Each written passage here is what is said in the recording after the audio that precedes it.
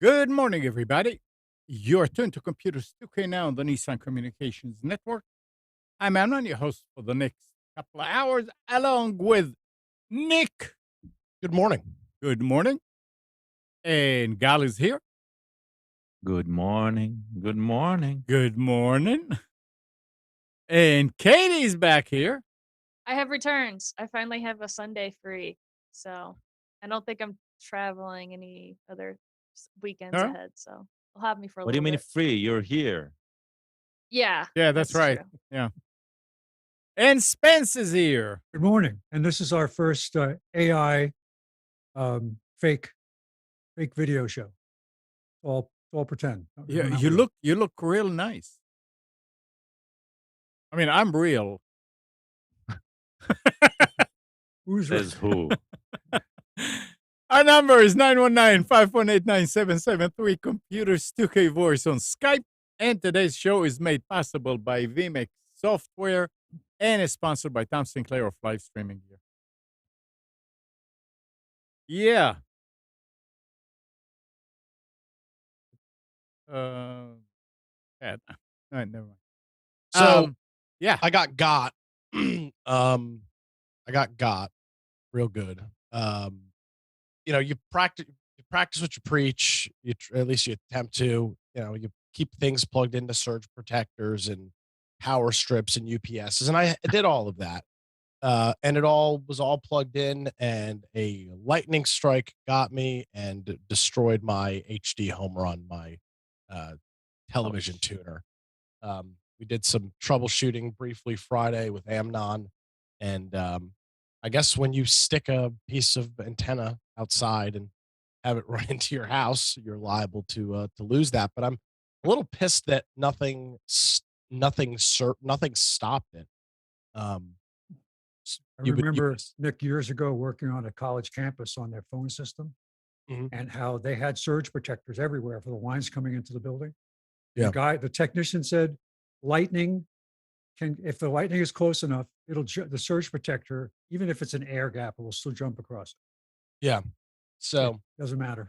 what I was a little disappointed with was the fact that inside of the HD home run, which by the way, I'd never looked at before, because these things, by the way, the HD home run is it's a television tuner that it's a standalone television tuner that you plug into your network. So instead of running a coax cable to every television for an antenna, you have the antenna coming in, plug it into this little box. It's like the size of a Roku, and then you can access it across your network. It's pretty neat. What I was surprised with is because this device is meant to be hooked to an antenna, obviously an antenna is outside, which makes it more liable to stuff like that. I'm surprised they didn't have a decent sized capacitor coming into the unit its goal was to explode to protect the rest of the unit. There was nothing in there. Seemingly there was no protection inside of the circuit at all. How which close a was the little lightning disappointing. strike? Close enough that it also destroyed my dishwasher, turned half the lights on in my house, and wreaked havoc. You can't. So it was pretty damn close. There's no technology that can wouldn't some sort of filter capacitor right on the input of the coax? I mean, I guess you're right. If it's strong enough, it's going to destroy something. Well, there's just the fact that lightning can jump from conductor to conductor so easily. So I assume that's what happened. I guess it could have died via osmosis, but I strongly don't believe that's the case. I woke up to this this thunderstorm about 2:30 Monday morning, and it was wreaking hell. And of course, I went to turn on the television after because there was a tornado warning after all hell broke loose. And of course, I see the lovely message. I'm sorry, we can't find a tuner on your network. Now the device seemingly works. It turns on. There's some activity lights, um, but but it yeah, doesn't do what it's supposed to do. no. So I mean, Did you check with your cat? I didn't check with the cat. She was in the bedroom with me at the time of the lightning strike, so I don't believe she had anything to do with it. But I guess it's possible. I'll tell you why I'm asking. My uncle used to be the head technician for a complete region in Germany for Sony, Mhm. back when VCRs were the thing. Now, the most common the most common issue was people buying 120 volts from a US based store and plugging it to the 240, right? That was the most common. The second most common one was everything smelled from cat urine. Yes. So, That's disgusting. Yeah, no, well, it is. It is it's a fortunately block in the. form, right? Yeah. Fortunately, this tuner is in the closet, isolated, so no access there. But it's just just kind of sucks that you plug. You know, it was plugged into a UPS, obviously that is a surge protector, um, and still get got anyway. Pretty, But pretty the dis- antenna itself doesn't pass through, or does it? the antenna is just plugged directly into the home Yeah, run. you Right. don't You need have a surge protector there, right? That's the thing. You need something. But I guess even I see what you're saying. Some sort of incoming filter on the coax itself. Yeah. But I Right. think to Spence's point, even as close as it was, seemingly nothing would have right. stopped. Probably, but I mean, you didn't have a protection on that route. That's what I mean. No, you're right. I So, guess I could have had the yeah. antenna grounded. Nick, That may Nick, have solved the problem. Nick, you may want to look. I didn't think about it. You may want to look at the back of your UPS because a lot of the UPSs have a what do you call that connector? A For the grounding lug. no, the connector No, for the an antenna. RJ45 or Yeah. Mhm. It's not an RJ11. RJ45. No, Or it's USB. it's the twist on like cable, the coax. For what? Oh yeah, no, mine doesn't have it. I see what you're saying. The filter to go Yeah. through it. Yeah, a power Yeah, surge protector. It's in and out from the surge Yeah. protector. That's actually it might have that. That might not be the worst idea in the world. The problem with that is if you're in a fringe area, you could knock out some stations. That's going to be the concern when Yeah. you ground the antenna. You're changing Yeah. you're changing it, but probably not a bad idea. I've been told for years that I need to get some grounding set up for my ham radio setup because I have a Mhm. couple of antennas. So maybe it'll be a good thing to get a Interesting. bus One grounding of your bus ham bar. radio got shot. No, which is interesting because the antenna, something happened to the antenna because the top element is gone. I don't know. It may have been knocked out by the wind. It was a really Wow. nasty storm, but the top element of the antenna is gone. Is it there So- or has just disappeared? I have no freaking idea where it is. So it sounds It's like just not what happened to you came from the electric grid, not from lightning striking directly. No, lightning didn't strike Right. directly. If lightning had struck Right. directly, I would have lost a lot more. It was close. It was so close that the lights started coming on. Both of my smoke detectors went off, and the hair on myself and the hair on my cat all stood up at the same time. Wow. So it was, That means it was right there. oh, it literally, Yeah. well, it must have struck like the neighboring house. It Yeah, was like the force wow. was strong with you that day. And your Wow. phone and your phone got fully charged in a second. yeah, the Qi charging immediately went from 28% to 100. It was pretty And remarkable. the dishwasher ran a cycle in 30 seconds. I wish. Now the You're- dishwasher was completely You're, kaput. you're so lucky that the house didn't catch on fire or something. That's insane. Yeah, well, I'm glad I was here. I mean, it happened storm started around 2:30 Monday morning. I was here There's- for a while. It's like an ancient art now of lightning protection, where if you drive through some older farming communities, you'll see, they call them air tubes on the stop at like the ridges of the house. Mhm. And it's a special type of conductor that they put up there every so many feet apart. and they run a heavy cable down into the ground. And it creates, you know what a Faraday cage is? Of course. Mm. Yeah. So it creates individual series of Faraday cages around your home to protect against lightning. But that was not in the electronic era. That was to keep it from setting your house on fire. Yeah. So Oh. I guess the solution to the well, there's no solution to the problem, but I probably over the summer will look at doing a proper grounding system for my antennas, and that would include my television antenna. Mm-hmm. Now we're checking out eBay. I can't, you know, I couldn't. Well, I go I ahead. mean, your UPS didn't fry. No. So it came in. It did not come in through the electrical system. It came in through. It obviously came in through the coax. So it fried part of the amnon. So the Yeah, but the dishwasher. So it did come through the. yeah. The And now electrical- again, it's both. maybe It's probably both. coincidence. It's Yeah, probably maybe Sounds like coincidence. You I were don't know. close enough that it came through the air. Yeah, oh yeah, it was It's, totally you know, on the air. Now yeah. the dishwasher has been on the fritz since I moved in. It's never been the most reliable unit in the world, but now it doesn't even turn on. So I can again, maybe this is a series of coincidences, but it seems like a lightning strike that close is enough to So, Nick, when you went back put something over there. home, did you plug it into the power? No, it's still sitting in my backpack now. Because I'm wondering, I mean, if you said that the behavior was different when it was here. Yeah, It yeah. So we behaved- tried a different power supply. I was up in Raleigh on Because Friday, so I swung it by looked Amnon like Square. when we checked it, because I have the same unit, and we plugged it into the power supply here, and it looked like everything was working except the RJ45. And without the RJ45, since there's Right. no USB or serial on it, there's Right. no way to There's- know if the it's device is doing worthless. anything. Correct. That's correct. So it's But it was blinking for the antenna. No, it doesn't blink for the antenna. That's right. it doesn't blink for the antenna. It blinks for the yeah. Nick, they decided your show was too popular. So this is a black op to try to take you out. That's what I was thinking too. The Democrats Was there are a coming after a me. laundry van with an antenna out in front of your house? Yeah, the huge lightning machine was sitting out front. Alex Jones warned me about this years ago. I should have believed him. So, I told guess- you not to buy his toothpaste.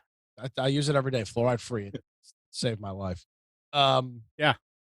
So yeah, I don't really know what the moral of the story is. I guess I'm glad I had it surge protected because maybe if I didn't, it would have wreaked havoc on other things. Maybe the Could seal have. was some protection there. So yeah, keep all your stuff surge protected. And your backed surge up if protector is possible. only as good as the clamping voltage.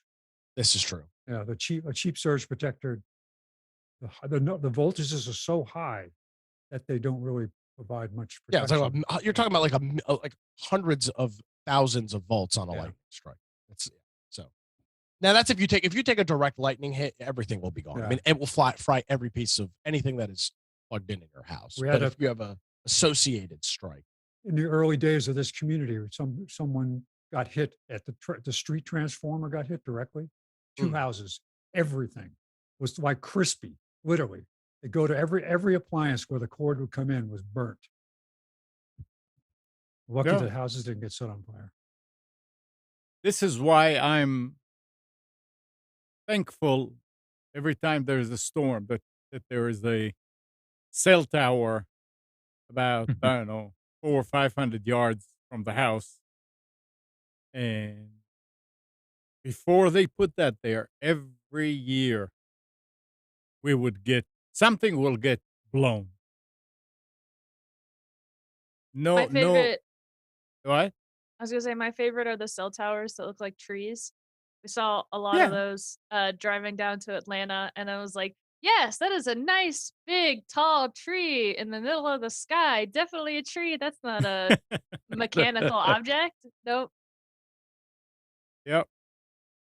Yeah, but one time I remember back in the mid '80s, I think, and your parents were here, Katie, and there was a storm, and we were on the porch, and we heard a what do you call it when something sparks? Yeah, we heard arc. we heard the sound of an arc in the ceiling of the porch. Oh wow. Nothing got hit that time though, but we heard it. And Randy kind of looked up and said, "Uh-oh." I would have booked it. Bye. Yeah, it was yeah, it's not fun to have it. And I mean, my first question to uh Nick was, "Don't you have insurance?" Yeah. Call my homeowner's insurance for my Yeah. $200 TV I tuner. mean, back in those years, like in the 70s and 80s, I mean, the deductible was like $50, $100. I mean, I I put many claims uh, every summer, and it wasn't like today when you put one, two, three claims and they drop you, and it was different times then again. But it was fine. The insurance paid for it, but yeah, when you have insurance with a high deductible, and today's insurance companies don't want to insure somebody that needs insurance. Think of how It's ironic that is. yeah, I know. So Nick, did you look into a new one? I'm not gonna buy a new one. I have a couple of Well, on yeah. I have a couple on eBay I'm watching, and I sent them a support ticket. All right. Do To you have see. fire I mean, sticks in your house? I don't. I'm a Oh, Roku house. okay.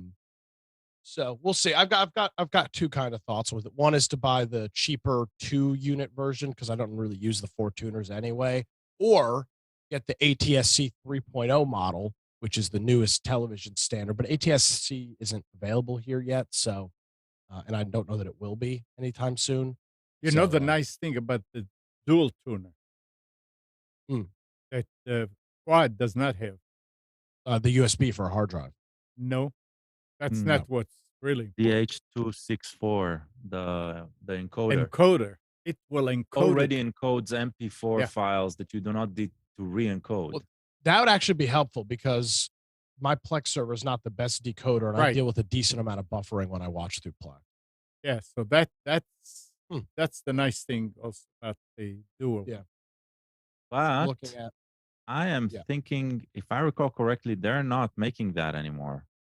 What, the dual? Which So one? you need to only find you. It's only secondhand if you can find any. Yeah, the Flex Duo is the one I'm looking Make sure it has the H.264 encoder. at. Yeah, Doesn't it's appear that it does. It doesn't say that it doesn't. I thought when we were when I No, was double check in their site that that's the model, because it's like it's a it's a substantial energy saver, right? Yeah. No, I actually, if that's the case, that would be interesting. yeah, they kept on saying that they're gonna come up with a quad with it, and kept on saying, kept and been what now? And then the 3 pandemic years? hit, and then Nothing. nothing happened. Yeah, nothing. It was like ongoing a year and a half before the pandemic, Yeah. but then the pandemic hit, and then like everything, all of the Up- plans. Yeah. I'm very curious to see what their support says to me. If I were them, I would tell me to go pound sand. It's out of warranty, but I'll be curious. Maybe I can send it in and they'll give me half price off one. I don't know what they're gonna do. They don't seem to really have a process for it, but we'll find out. Send an email. I opened a support ticket with them.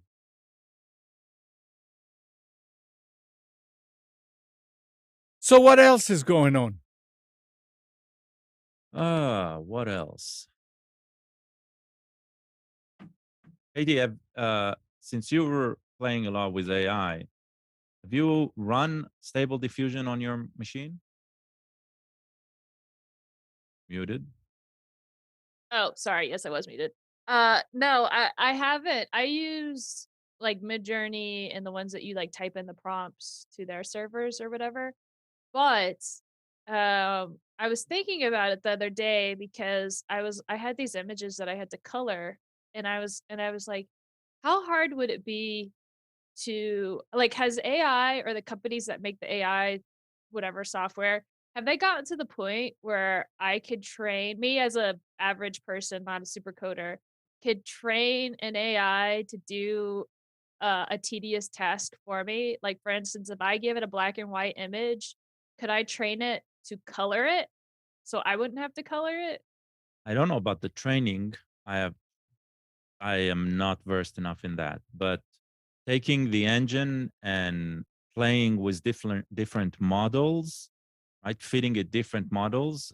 Some of the models already take care of some aspects, and some of these engines can accept an image as an input and a mask and instructions on what to do on that mask. So you can actually draw on the image, say, I want this section to be, change the dressing or change the color or something Mhm. like that. And you can do that. I remember you bought a machine not too recently ago. So your machine is very modern, Yeah. has all of the bells and whistles that are going to be required by the code that's running. And I just installed it this morning. It's very easy to install on Windows machine, and it is absolutely awesome. So the Uh, Stable Diffusion is the image processing one, right?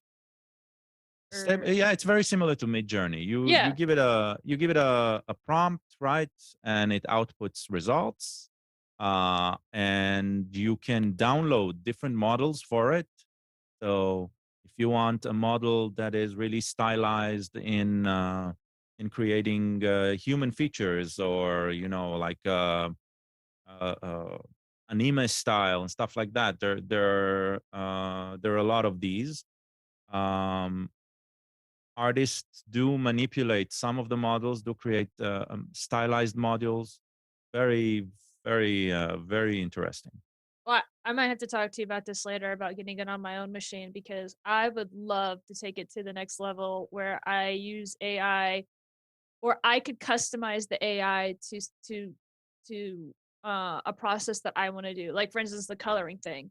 Like if I could download an AI model and it has maybe like the basic stuff, and then maybe I feed it images that I want, and I kind of train it. Like you almost like you train a person. Like this is Yeah, this I don't is know about the training. I don't know if that's available to the layperson yet. I just uh don't know.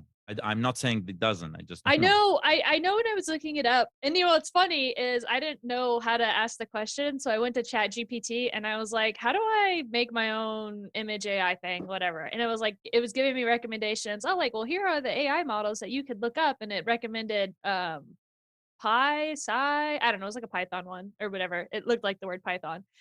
And then it was talking about Stable Diffusion, and it helped me kind of figure out and gain knowledge of like, okay, is this possible? Yes. And apparently, I guess with Stable Diffusion, you can train it train it with your own images.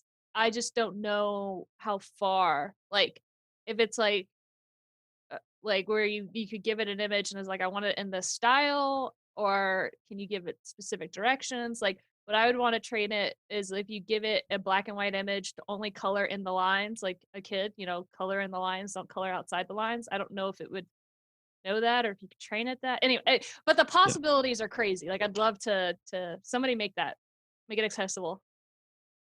So it's getting there. are you paying for Midjourney? Oh yeah, I pay for it.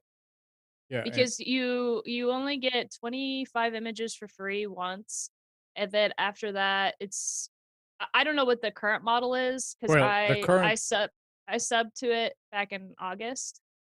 so AI image generator Midjourney has halted free trials of its service after a number of its generations, including fabricated images of Donald Trump being arrested and the Pope wearing a stylish jacket, went viral online, with many mistaking the fakes for real photographs.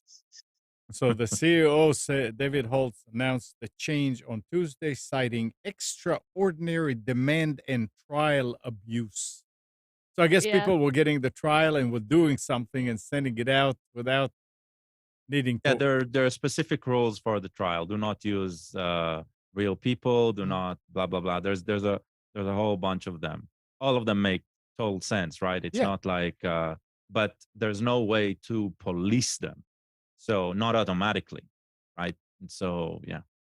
Yeah, a couple weeks ago, they launched their version 5 of Midjourney, and it is astronomical, like how realistic it is. Like the difference, like each, I don't know, like every few months they release the next version of the AI, and it's just insane how real it looks now. I mean, it looked real before, but you could kind of pinpoint like this is a little off, but now it's like, oh gosh, I don't know what version 6 is going to be like, but it's insane how fast that the AI is learning how to replicate stuff. Well, it was bound to happen. But here's something else about ChatGPT. Italy privacy watchdog said Friday it had blocked ChatGPT, saying the artificial intelligence app did not respect user data and could not verify users' age. The decision, with immediate effect, will result in the temporary limitation of the processing of Italian user data vis-a-vis OpenAI. So in Italy, Yeah, ChatGPT is blocked, and there are some other countries that are following it now because they realize what it can be abused. So I mean, it had to come, and they'll just yeah, yeah. it's going to go through its gyrations and It's expected. Yeah, yeah, it's ridiculous, but it's also expected. right, Yeah, Wait, right, can't you get yeah, around that by just having a yeah. VPN? Just a VPN. Yeah, Yeah. yeah, yeah, it's like it's not. But yeah, I mean, you need to put a bit of effort to get to it at this point. But that's right. probably And also true about the free version of it I, because it's not I that think it's stable more and it falls. But yeah, it's not it's more of the statement itself yeah. that is something. It's not the actual policing. And and it's I think the most interesting ChatGPT tidbit that I've heard, yeah. I heard this about probably a week or two now past, and was the idea, and I don't think we discussed it here, but ChatGPT, it's not ChatGPT, it's not OpenAI that did this, but somebody using the technology. Um, they gave the AI a budget. I don't remember how many $100, Mhm. uh, connected to the internet and a budget, and gave it a task. And part of the task required interacting with the physical world, something that the AI bot cannot do. Uh, and the article says that the AI bot went on Fiverr, hired somebody to do that task for them, and to get the information uh, through a human being who did that, and got the task done. There was an addition uh, to that they said that the human hired jokingly, right, asked the bot, sounds like you're a bot and you're limited in the way and the bot completely lied and said no, that he had vision impaired and he needed somebody to do the work for them because they cannot do it themselves. So it was a very, you know on the spectrum of creepy, it was way up there. On the spectrum of fascinating, it was way up there. It was like the the it's funny, right? ChatGPT has become versions 3 is the one that actually rocked the boat. Three or 3.5, and that's August, right?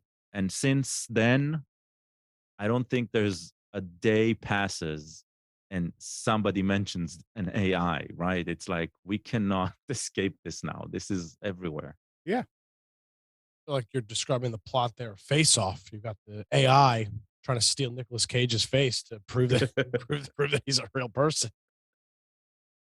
Yeah. And I wonder, academics, some academic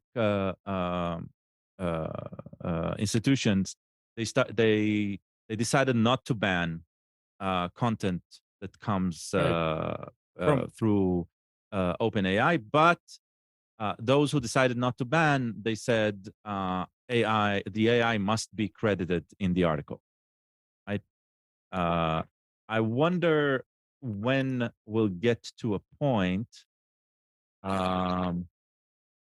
where we'll see like a movie, and the script is by the Chat GPT or something like that.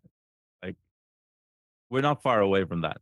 You know what would be really cool is if they made an AI student and they so this might sound crazy, but if you could test how a curriculum is at a university or a school, well, you give them an AI student, but the AI doesn't have access to all the knowledge, so they're coming in fresh with maybe like, I don't know, a high school knowledge or whatever, and then they go through the online course to see how much they come out at the end. That would be cool. Wow. Yeah. No, that's actually that will be a phenomenal research. Yeah. Right? Like But a benchmark yeah, AI student. Yeah. yeah. So you would have to, it would have to have a margin of error to like it wouldn't it because it could cheat and have like perfect recall, which most people don't have perfect recall. So it'd have to have a margin of error and to see how the professor or teacher handles it. So it's like a digital student or AI student. That'd be cool. I mean, crazy, but cool. Yeah. Oh. No, that's a it's a great idea. I'm on it. OpenAI or whatever that company is that makes Chat GPT, reach out to me. I'm full of them, full of good ideas. well, there were a lot of there was a lot of news, negative news about AI this week too. Oh, So well, I don't want to hear one it. of the article goes, an artificial intelligence focused tech ethics group has asked the Federal Trade Commission to investigate OpenAI for violating consumer protection rules, arguing that the organization's rollout of AI text generation tools has been biased, deceptive, and a risk to public safety. The Center for AI and Digital Policy filed its complaint last week following the publication of a high profile open letter calling for a pause on large generative AI experiment. Their president, Mark Rotenberg, was one of the letter's signatories, along a number of AI researchers and OpenAI co-founder Elon Musk. Similar to the letter, the complaint calls to slow down the development of generative AI models and implement stricter government oversight. Now, the government oversight is a problem because government knows nothing about this. Oh, hold on. Send the Enron guys in, the experts that were working for the federal government that were looking at Enron. Maybe you should send the Treasury in there. They did such a good job catching the thing with Silicon Valley Bank. I mean, the guy was only sitting on the freaking board of the San Francisco Federal Reserve. Send them in. I'm sure they can help. The Bernie Madoff investigators. Yeah, send those guys in too. Yeah, send off the Madoff people as well. Just get the ragtag group together to let the government try to do anything. What was that bank that failed? SVB. Silicon Valley Bank. Citizens bought them in North Carolina. First Citizen bought them. Yeah, they bought their assets because the federal FDIC gave them like a $50 billion central tax credit for them to buy it. Or we could have the same committee that was doing the TikTok court whatever, and the guy asked, "Does TikTok connect to Wi-Fi?" Like, yeah, I'm sure we need those government people to oversee things. I agree. I think the government's great. They've never done anything wrong. And here's another article: companies rushing to adopt hot new types of artificial intelligence should exercise caution when using open source version of the technology, some of which may not work as advertised or include flaws that hackers can exploit. Security researchers say. Now, they don't say who. There are few Yeah. there are few ways to know in advance if a particular AI model, which is a program made out of algorithms that can do such things as generate text, images, and predictions, is safe, said Hiram Anderson, distinguished Oh engineer. yeah, that's easy, Amnon. You just ask it, are you safe?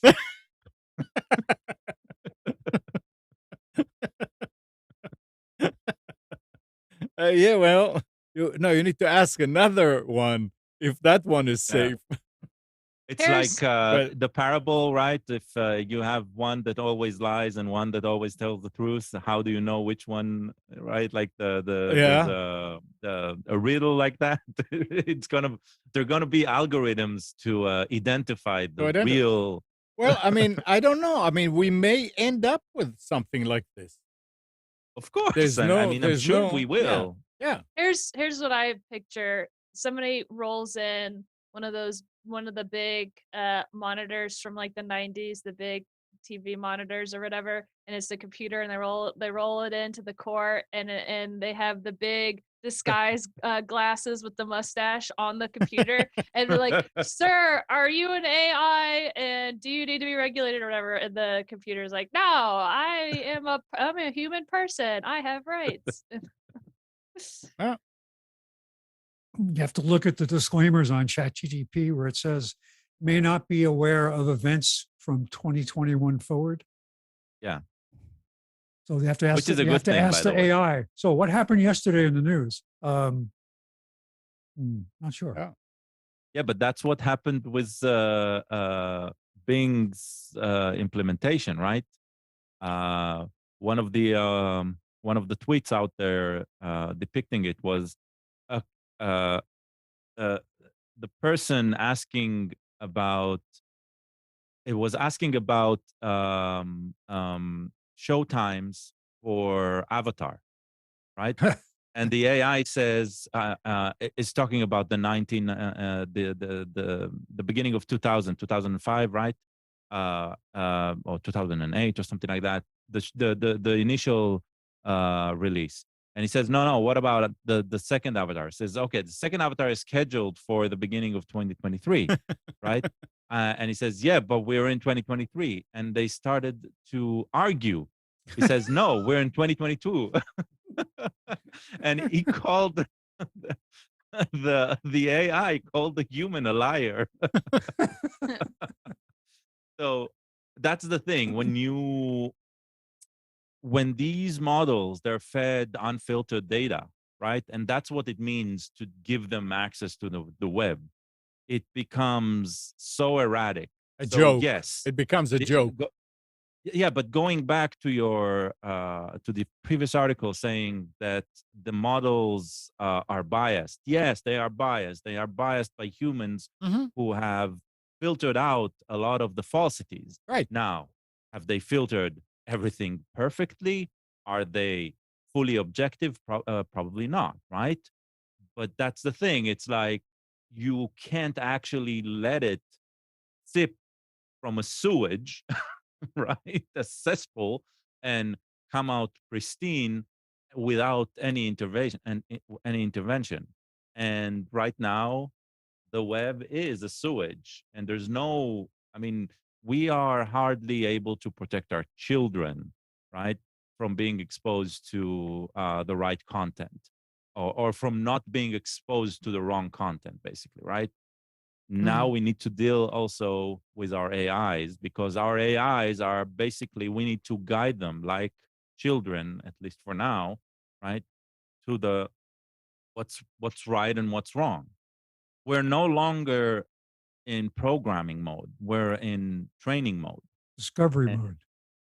Yeah, the thing is, an AI you need to train, right? It's not, it's learning by example, basically.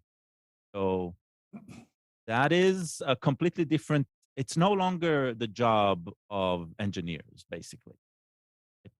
it the engineers, they can make the engine. They can make what feeds takes in the models, right, and runs that. They do not know how it works at that point, right? From that point forward, they are losing their control of that, and that new layer, that is no longer an engineering task anymore.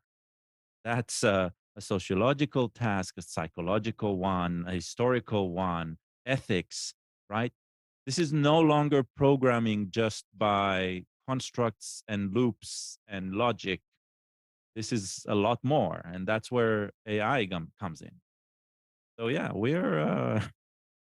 It, I actually never thought, like, being a kid, reading all of the sci-fi, learning how to program a computer, working with computers my entire life. I didn't think we'll get to this point in my lifetime, but we're here. It's like we are discussing this, right? We're half joking and half terrified of the notion of a Terminator style Skynet, right? This is like, When are you we get really there yet? It's when you like, get a machine that can make moral decisions for other people, yeah, that's the fear. It's like who decides what the ethical and moral background of that particular AI is going to be. yes, well, I mean, it's sort of like we're going the other way than in the very, very beginning of computers. I mean, in the early 90s when the web came about, I, you would let a kid go on the internet to learn to find some information. Where did that information come from into the web? And I'm assuming now, I don't know it for fact, but I'm thinking that the information that came on the web came from encyclopedias, from research that real people did, and you would never worry about giving a kid access to encyclopedias. Now it's almost like it's the other way around. Now people are going to go on the web and let AI make the research and add things to no, quote hold on. unquote encyclopedias, so to That speak. part, that part is being repeated again and again and again, and that will never happen. And the reason it will never happen, right, is because AI cannot generate that knowledge. It relies on the existing knowledge to provide you a synthesized Right. version of it. Correct. The current, right? It cannot. It might fantasize. It might fictionalize, right? But it is all based on what it already was fed. It That is that's very correct. important, But and yeah, but that's one of the first things that OpenAI did, right, after ChatGPT became so popular, right, was make sure they have a way of detecting when an AI provided input and when a human did, because it cannot feed on its own input, because the moment it will do, it'll just disintegrate. It'll it'll it'll be mush. you It won't be human. It right. won't be for consumption of I humans, I right? agree. I agree. But you're missing the point here.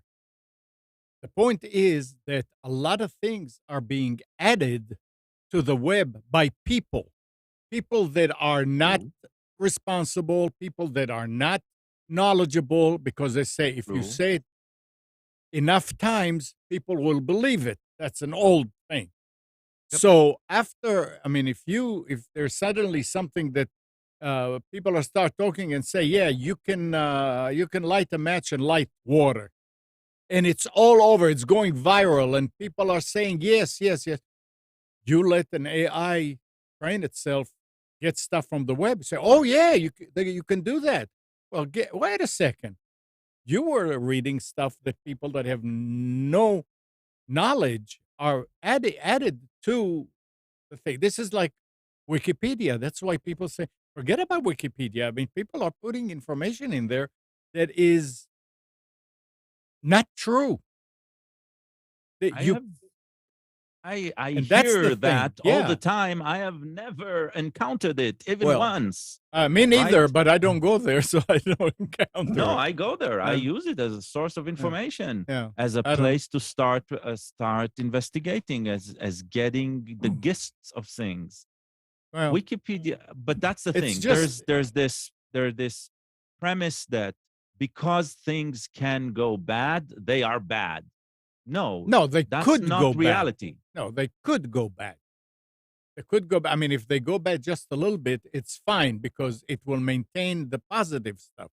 But if it goes the other way around, and suddenly only, I mean, people that are smart and knowledgeable and everything are going to stop adding new information to those main sources, then that main source is not going to have the latest and the truest and the safest information. And what And happens when the machine has cognitive bias and confirmation dissonance, right? What well, happens when a It's person has that? no, I a lot of realize, but it's only most going to be people, as That's good as what we people. have right now. You have interesting new news sites that are popping up where you can go and look, search a story, and it'll say, what angle would you like for the story? The neutral one, the right-based one, or the left-based one? And it will actually do the same story from different perspectives. I think I think that is fantastic.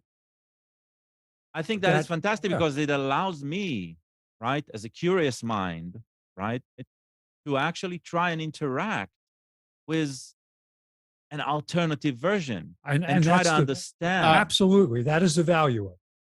Right. But Now, the will it be used by people? Probably not. no, Right. But just the fact that it won't be that it will be abused by some, right, doesn't mean that it shouldn't exist. The moment it's like Katie's idea was the AI student, right? On the surface, right?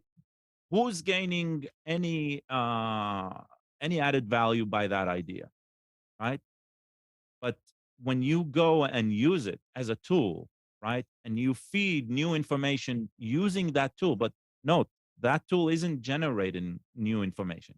It is either consuming existing knowledge, right, and it is giving us results that it might be problematic getting them from a human because of biases and stuff, right? yeah, And here we get an opportunity to actually test it against you know different methodologies. So am I worried about where we're going? Of course. I think it's the same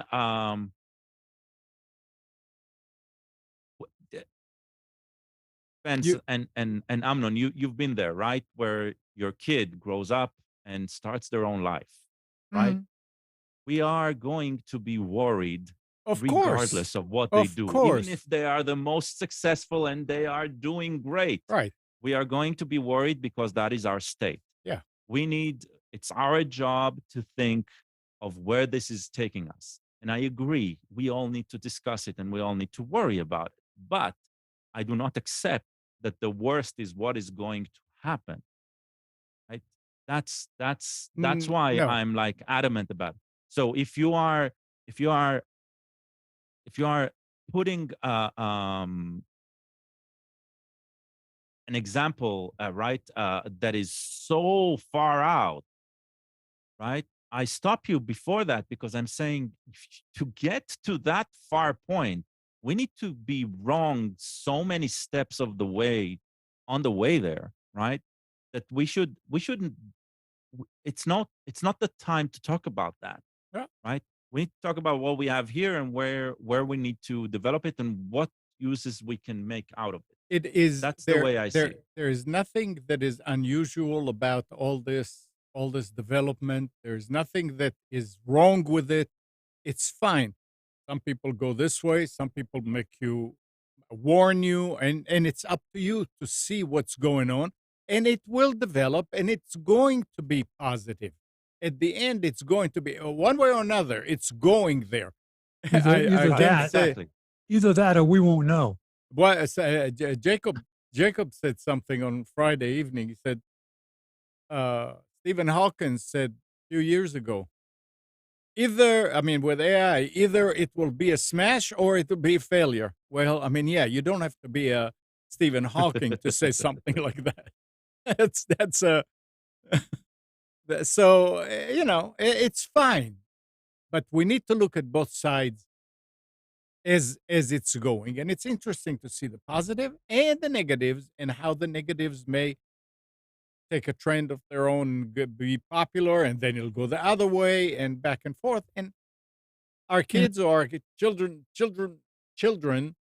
will be able to use it without having to worry about it. And it all depends on how embedded it becomes in society. Well, it will be. I mean, there's will no. No, but I mean, and how yeah. it gets embedded in Yeah, society. Look at the correct. look at old versions no, of Star. no, you cannot worry about it though, because it will be embedded, a different version, and the more versions, the better, actually, because then people can make their own decision. But Well, worry about it? Nah.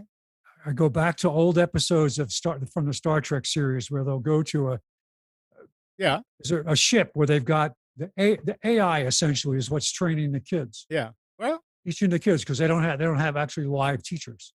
So you Right. think about it, it's not that we should be shaking in our boots about it, but if we lose awareness of how this developed and where it comes from, I don't think we will. we won't know. Well, there's Hopefully- already Amnon, there's already a generation of people who don't know. But hopefully there will be enough people that are going to show the other way, and it's going to go. And if it's going to go that way, and the whole world is going to be like that, then it's the norm. What can we do? It's wrong for us, but it may be right for them. Well, We don't know. We don't know. I know, Anyway, Nick, but you we ready? have to have these discussions. Yeah, Nick, you ready for specials? I didn't do specials today. What? April Fools. Crap. That was yesterday. Got him. Got him. Oh, all right. So we all love mass transit. We're a big fan of it. At least I'm a huge fan of mass transit. How about this little internal IP address going on the little marquee there for some train somewhere, not in the United States. I don't know what language that is on the wall behind it. Maybe German. I'm not sure. Yeah, little internal IP address action indicating where that marquee is supposed to be getting some data from. We've got a really cool specials this week. There's a lot of interesting things on sale. Let's get it started off here with a device that really tried to push into the market big time, wasn't really successful at doing it, but the people that have these things really like them. And this is the Microsoft Surface. This is a Surface Pro X that is available over at Woot, which is an Amazon wholesale company. This device itself is a 13-inch unit, so it's not a very big tablet/laptop at all. It's got their SQ1 processor for it, which is a Qualcomm mobile processor. It's not an Intel or an AMD. In terms of other specs, it's got 8 gigabytes of RAM and 128 gigabyte solid state drive. One of the cool things I noted about this, however, was that it has a 4G LTE modem that's unlocked that's built into it. So if you are somebody that wants your phone isn't big enough to get some things done, lugging around a laptop is just maybe not necessary for what you need. You need something right in the middle. Let's call it an iPad type device, but one that can also connect to a keyboard very easily like this, and it's running Windows. So I thought this was kind of a neat device. This thing is normally $700. It's on sale for $399, which I see now that I forgot to put on the specials. $399 is the sale price for this, and that is available over at Woot. There's only 16 hours left on this. It does come with Windows 10 Home by default, but obviously you get a free upgrade to Windows 11. It's got Bluetooth, Wi-Fi, a couple of cameras on it as well. What's Pretty the neat portable device. processor you said? It's a Qualcomm processor. It's the SQ1. So it's an mobile ARM based. It is an ARM base, yes, sir. Interesting. Which is, I think, pretty typical for these Surface devices because of battery life and things like that. So if you're going to jump, you got 16 hours to jump over at Woot. Next up, I've been throwing TVs in for the last couple of months, seemingly the best kind of deal I find. This is a great deal for a 65-inch TV. This TV is liable to have been on specials many a times in the past. I haven't looked, but these things are just so cheap now. It's a TCL brand, available over at Walmart. Roku Smart TV, so that stuff's built all right into it. You don't have to deal with any sort of external cable boxes. In terms of ports and connections on this guy, it's got 4 HDMI ports, which is pretty good for a budget TV. One of them does support ARC for audio, so you can connect it to your sound bar. It's got a coaxial input if your TV tuner gets blown up and you need to run coax directly to your television. USB, Ethernet, AV, headphone jack, and an optical audio jack if you're powering a sound bar or a 5.1 system or something separately. $368 available over at Walmart. Walmart's continuing it. This is a really great deal. I talked a couple weeks ago how I was looking for a cheap tablet and ended up going with a Fire tablet. Check this thing out, however. This is the Lenovo Tab M8. This is their 3rd generation tablet. It's an 8-inch based on the name. It comes with 32 gigabytes of storage, 3 gigabytes of RAM built into the device, which is a little low, but not impossible to use. And it comes stock with Android 11, which I believe is one generation behind, right? We're on Android 12 right now, Gal. Android I think we're on 12. sounds right. Yeah, Yeah. maybe even 13. Yeah. So it's a gen or two behind, but Android 11 is still more than modern, where you won't have to worry about apps falling out of compatibility and stuff like that. Really great price on this thing, $69. This puts the cheap Chinese tablets that are on Amazon that we talked about a couple weeks ago, kind of puts those to shame. They're a similar price than this, and in the case here, you're buying it from Walmart. It's a Lenovo branded device, so you don't have to worry about some sort of weird OS bootloader spyware stuff on it as well. That's available over at Amazon, or excuse me, over at Walmart, I should say. It has free pickup, so you can buy it in store or order it online. Next up, how about the APC Backup UPS 1000 VA? This thing will output up to 600 watts while it is on battery power. It's got 8 outlets. 4 of them are battery backup, and 4 are battery backup, and 4 are just regular surge protection. It does have those pass-throughs that Amnon was talking about, both for RJ45 and for coax. And these things are a must-have device if you've got computers that you're using as servers or anything else like that, even your home networking gear. This one might be a little overkill for that, but you can power a couple of monitors and a computer for hours on a device like this. Available over at Office Max and Office Depot. It's normally $140. It's on sale for $88. Check that out. This next one is interesting. So this is a used device, but hear me out on it.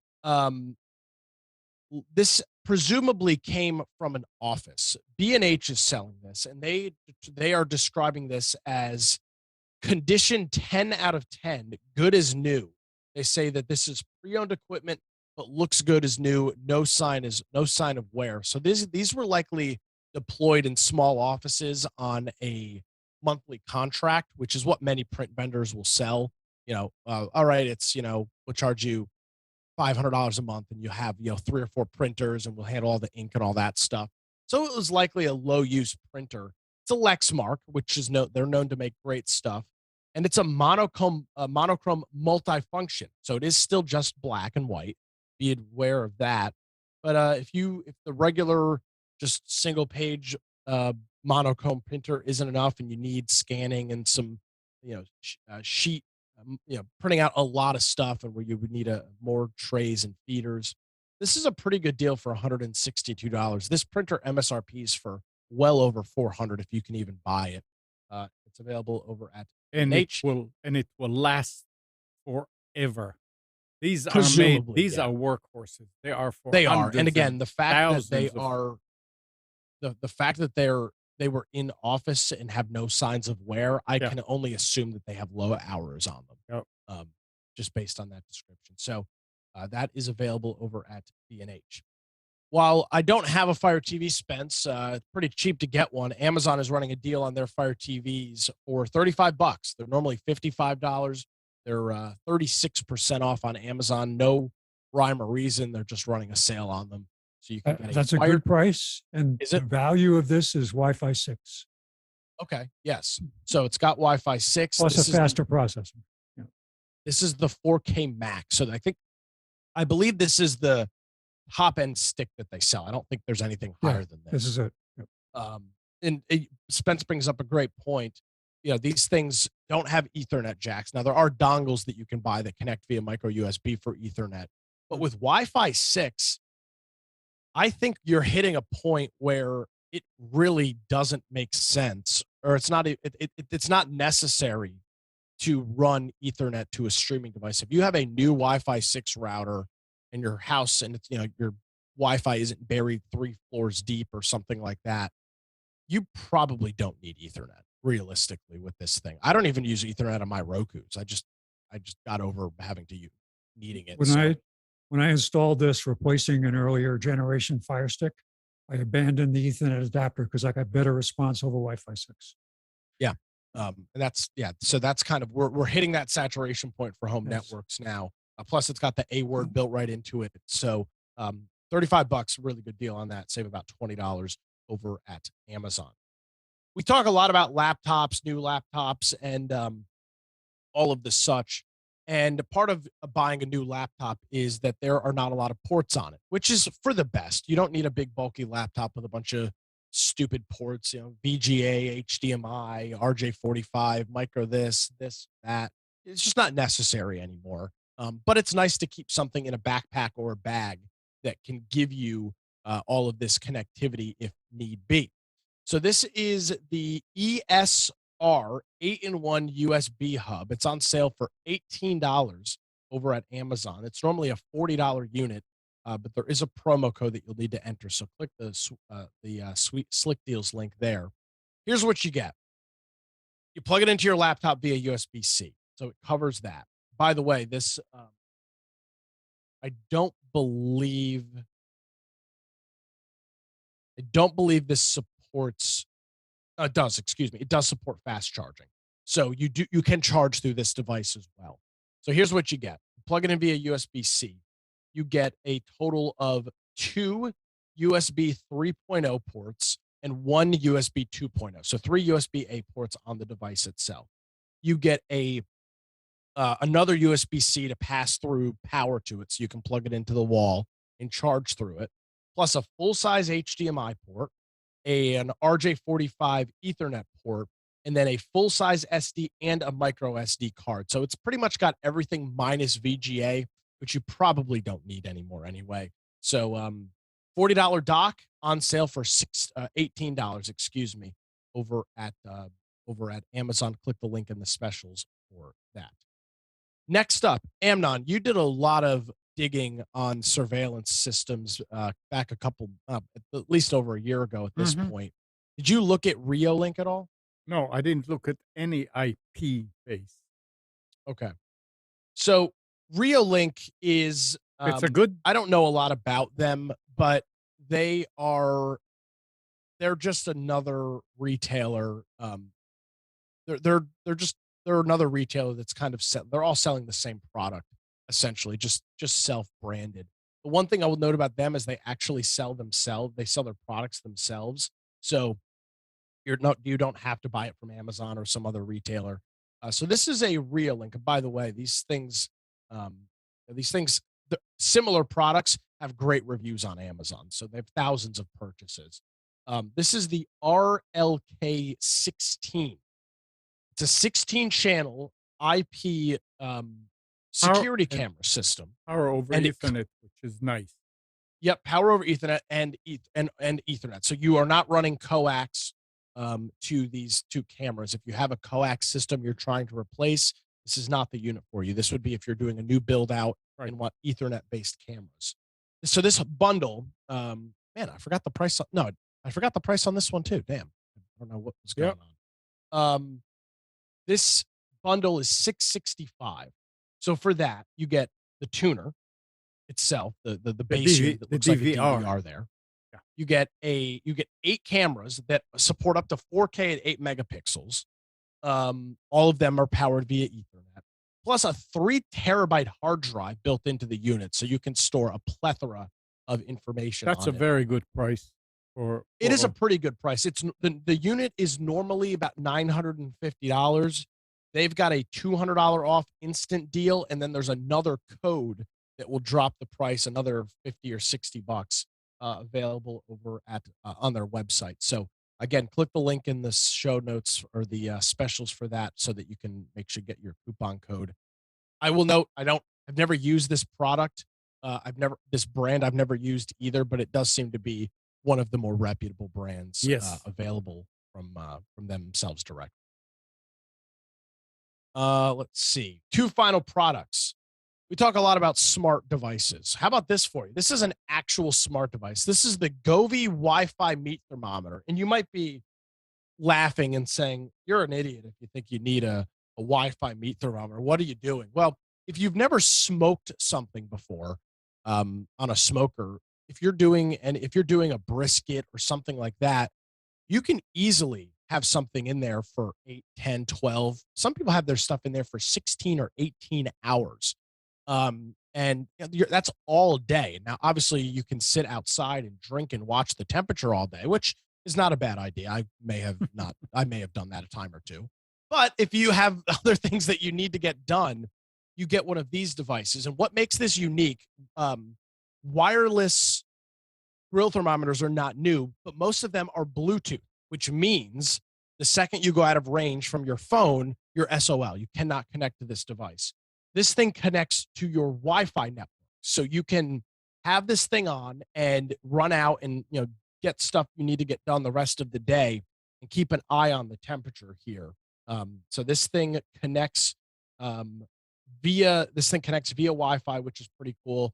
Comes with 4 probes that you can keep connected to it, and of course, it has to be charged via micro USB cable. This is normally a $90 unit, a $90 device, and you can get it for $47. So you're saving almost 50%, a little under 50%, 45% to be exact, over at Amazon. That's this thing has got a lot of good reviews on it as well.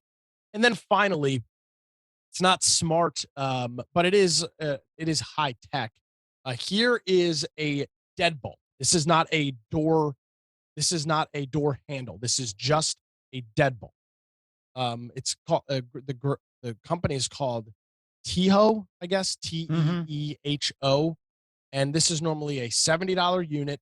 It's not only a number pad, which is pretty standard, but it's also got a fingerprint reader, which is life changing. If you've ever used a fingerprint reader for a door lock, so much easier, especially when your hands are full.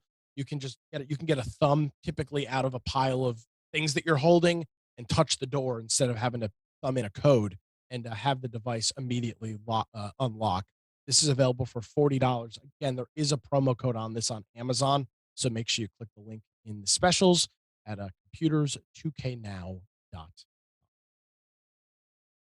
Thank you, sir. Thank you. Oh, Gal, get up. Because Gal is using some kind of thermometer. Yeah, a simple one. What? I mean, It's wireless, but it's like RF based. Yeah, that's Comes in typical. 2 units. Yeah. Yeah, I had one of those too. They're typically 950 megahertz. They're just traditional very low frequency RF ones, and again, those are fine too. But for some of these longer things where you can leave your house while it's going on, it's a pretty cool. There's a whole bunch of these. You can buy some really expensive ones. There's a company called ThermoWorks that makes one of these thermometers. It's like $600. They're crazy how expensive they are. I want to see one that you set the temperature. My smoker, I have a gas. It was originally just a barrel smoker that had a firebox offset off the side. And I find that trying to regulate the temperature was really hard because it's baffles and adding more charcoal and all that. So I bought a burner, gas burner that I can adjust and get the temperature right and walk away. And it's reasonably close. But I would love to see a thermometer that would feed a gas valve that would automatically adjust the burner, So they don't like have like an oven. I don't know if they have those, but what they do have is if you buy some of these new smokers, and you're talking about thousands of dollars to get these nice ones, the grill itself, Spence, will connect to the network, and you can and it will, the wood fired ones, it will regulate the hopper to keep the temperature up. Yes, That's Sarid. cool. So it will Sarid completely has smoke one.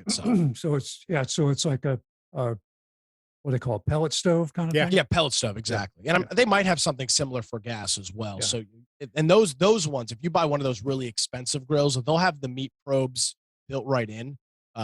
So it's all kind of one unit. But yeah, some of the newer ones will self-regulate. It'll There regulate the is- hopper to the temp. I need to There get is mine one going that again. does it on charcoal, not pellets, Really. which is amazing. Yeah, and we can talk about it after the show. But I know that if and when I have a charcoal one that I use, and when that's gonna completely disintegrate, then I'll switch to the automated charcoal one for sure. No, I disagree with everybody on the automation. Half the fun of smoking, from what I understand, is it's the process of keeping your temperature and regulation. It's part of the No. hobby. No. It's mucking around For some with people it. it You're is. Yeah. Hey, I Nick. enjoy. Look, Hey, guys, don't argue with him. He's young. that's true. I don't have a smoker, so I mean, I'm not even an expert at it. He has all the time in the world. Go ahead, God. I'm sorry. No. I mean, my friends, they usually joke, right, that they wouldn't, put in the effort to cook in charcoal. Mhm. And I don't see it as an effort, but I do want most of the process to be automated. And yes, I have like a very easy lighting process and all that, right? That's baked into the to the grill that I Grill. use. If I can get something that also regulate the temperature for me, fantastic. Then I can just focus on what I want to do is grill it in the taste that I want it, and and be done with it. So But Seagal, you're missing a huge point here. How are you going to be able to justify to your wife why you drank an entire case of beer one afternoon? see, I You don't weren't drink watching the beer. grill. Not a problem. See, that's the problem. You can't. If it's all automated, you have no excuse that you're 3 sheets to the wind by 3 p.m. because you've been smoking all day. That's the whole point. You see, we come from different cultures. I agree with Nick. There's nothing better than sitting outside on a nice day, a few feet away from the smoker, and you're constantly diddling with it.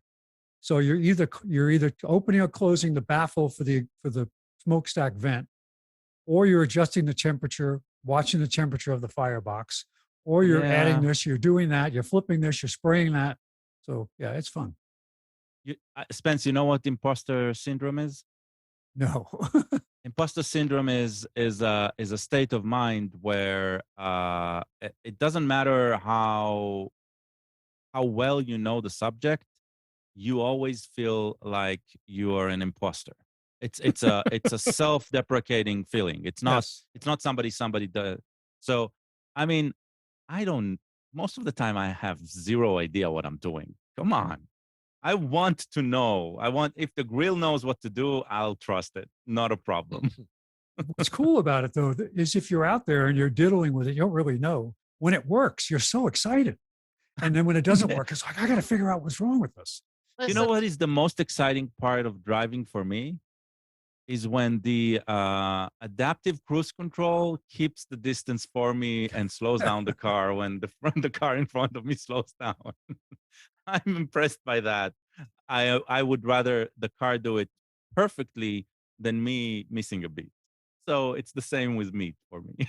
I'll I'm make just the gonna same go to a argument while you're restaurant. driving. How can you justify drinking an entire case of beer on your road trip if the thing is regulating itself? That's the same argument I'd make there as well. And you could sit in the back seat too. Yeah, exactly. No, well, yeah, that's no fun though. You got to sit in the passenger seat or the driver's seat. Have you tried watching some movies from the 80s and the 70s where In regards to people will what? actually drink and drive? Um, It You wasn't think that there's- long ago that some states had Mm. laws put in place. that some I'm states making a big used to have- push to bring that back. Doing it on the radio show. We're doing an expose how it's Well, good for your health. after AI drivers will take over, I'm sure there'll be new regulations allowing that. Yeah, exactly. You need to get the Star Trek synthahol, the stuff where you can drink it, but as soon as you need to be awake, you just have to say, "Oh, I need to be awake," and all the effects are gone. That would be phenomenal. Boy, that would solve so many of my problems. I wanted to mention something that I thought was funny, that I used AI to get the answer to. I was watching a short on Instagram where Neil deGrasse Tyson was talking with somebody, I think it was Joe Rogan, about why we have grooved pavement on the roads for safety. He says, oh, that was developed because when they were figuring out how to land the space shuttle, they would come in and there would be crosswinds and they had very few control surfaces. There's no engines on it. So when they touched down, they developed groove pavement so that the space shuttle would glide straight on the runway. And that's why we have it. He said, and that's why they invented it. So that's why we have it on roads. And I'm thinking, that doesn't sound right to me. So I went back and sure enough, AI told me that the first instances of groove pavement appeared in the 1940s on highways in the United States. So it just shows you he was so full of crap, but he didn't know it. Yeah, grooved pavements? What are grooved pavement, where they put grooves in the pavement. When you come into a curve and the road is wet, if you put grooves in the pavement, it helps keep your tires tracking correctly on the road itself. Water goes down into it, channels water away from the road, and it also gives the tire a reference line to drive along. So it keeps you from hydroplaning. I remember when I came to the States and I got my first car, and I lived in New York, and I had a lot of friends up north, Massachusetts. And I don't know why, but you don't see it down here. Between the lanes, there was a groove. It allowed for expansion and stuff. But I found out that if I hit that groove with the tire and sit on it, the car will steer itself. Going around. I mean, not really sharp turns, but I could let go of the steering and the car just follows that lane. And it was you got to weird. make sure the groove is actually not like the center line. Yeah. But yeah, that's true. All right. Yeah, but what you're talking about is concrete space, right? Yes, concrete highways. That's because of concrete and the way it expands and Yeah, they had those things in there, and the water expansion joints. Yeah. Yep. So talking about cars, we talked about this last week. That infotainment.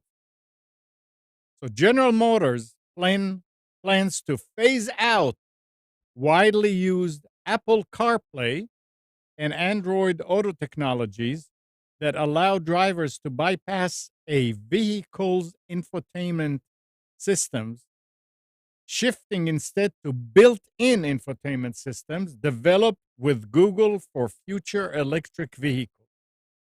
So it's not like they're doing away with a certain standard. They're just going for a standard that doesn't allow you to bypass it. And again, why would you bypass it? nobody bypasses it. I know. That's what I'm trying to figure out. Why would not anybody? in the built-in ones? I mean, theoretically, you can install an aftermarket unit. Yeah. But that they cannot stop that. So I don't really understand. Yeah. We're not familiar with, right? And the cars that we buy and interact with, we've never seen it in them, but I don't know what they're describing. Yeah. I don't understand it. It's a standard OS for the car. No, I understand. But what they're talking about is that they're shifting instead to built-in infotainment systems developed with Google for future electric vehicles. These are made for the future. And the problem they're having is the systems that exist now allow drivers to bypass its infotainment system. That's the part that I do not understand. Yeah, I know. I mean, I've seen our car has Android Auto. I've seen Mhm. newer cars, especially when we take a rental, right? And we get to experience everything that's new. Uh, they fully integrate into the system. If the car needs to notify something, it notifies. But yes, it bypasses the existing system, as in it's not using their internal navigating system. It's not using their, if it doesn't want to, you can use, a different control for media and stuff like that. But uh, Huh? I don't know. I don't know. good I luck. have It's interesting. an Yeah. aftermarket radio that's a full double DIN that gives me CarPlay and Android. Yeah. And it's the tuner. It has its native interface. If you don't have CarPlay connected, it's got all the features you get: streaming, tuning, whatever. And then when you plug in the CarPlay, it immediately pops up to show you that it's available, and you can switch between them. And my older car, my Altima, 2015, you can plug it in, and it will recognize my phone. It'll treat it either as just a local disc, or it'll treat it as a streaming device, but it's very poor as far as the features go, especially the phone features are terrible. Yeah. You'd be better off using the phone itself and either using Siri or Hey Google to launch something. Because if you try to use the car system, call Eve, call Frank, no, call Tom, call Steve. It's literally that bad. It's so hard to work with, and the nested menus, it takes you forever to make a phone call. But I love the new how the cars, when you rent a car now, it's got the very latest stuff. Their own systems by itself are great, and then you use the add-on stuff of CarPlay, which Yeah. I put it in the old pickup truck. You saw that, Amnon. Well, It's I mean, amazing how it upgraded that vehicle. and you live in the States. Dumb phones may be falling out of fashion on global scale, but it's a different story in the US. Companies like HMD Global, the maker of Nokia phones, continues to sell millions of mobile devices similar to those used in the early 2000s. This includes what's known as feature phones, traditional flip or slide phones that have additional features like GPS or a hotspot. I think you can see it with certain Gen Z populations. They're tired of the screens. Dumb phones influencer and moderator on subreddit Jose Briones, which is the dumb r/dumbness, dumb phones, says they don't know what is going on with mental health and they're trying to make cutbacks. I have not seen a simple flip phone lately. You can see them in the Verizon and the AT&T stores. They have 'em. Really Yep, they still have them. interesting. Well, all right. Here's something from Amazon, which is kind of nice, but I don't know what's the reason behind it.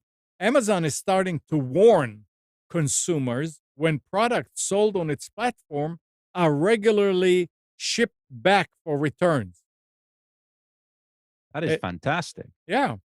As reported by the information, Amazon is rolling out a warning label on frequently returned products that will encourage consumers to check the item's detail and review before their purchase, helping customers avoid misleading or low quality products and reducing unnecessary returns.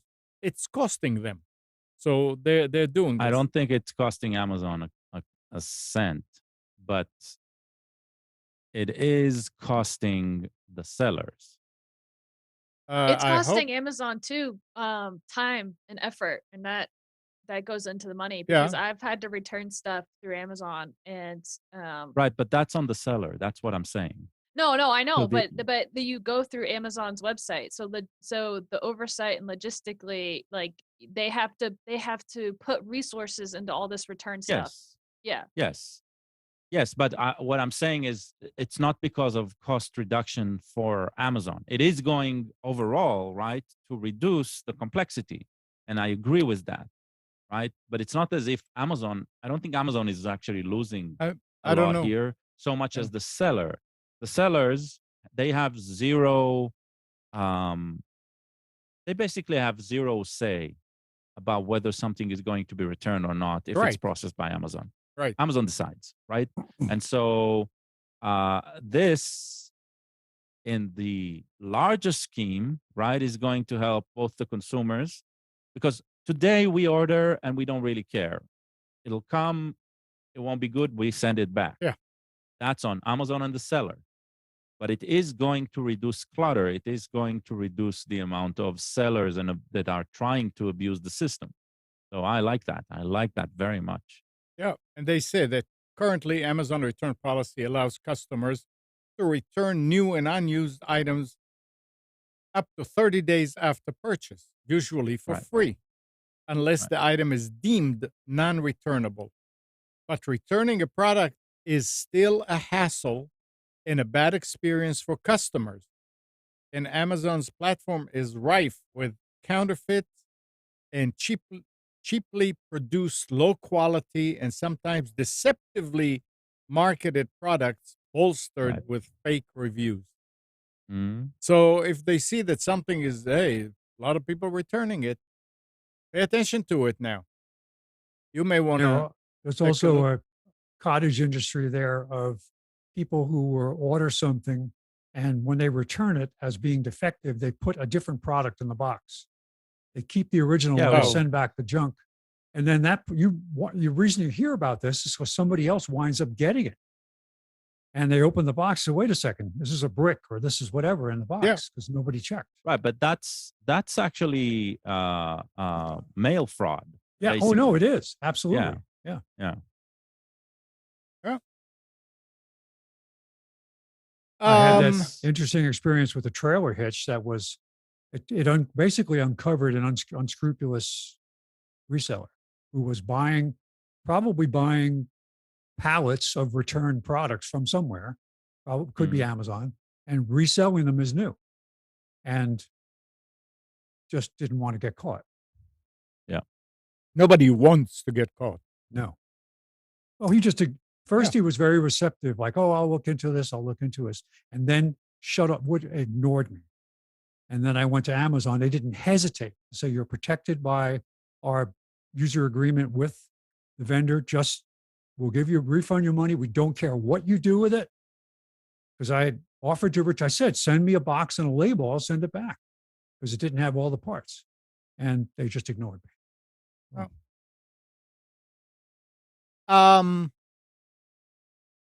Elon Musk last week saying at Twitter 2.0, we believe that we have a responsibility as the town square of the internet to make our platform transparent.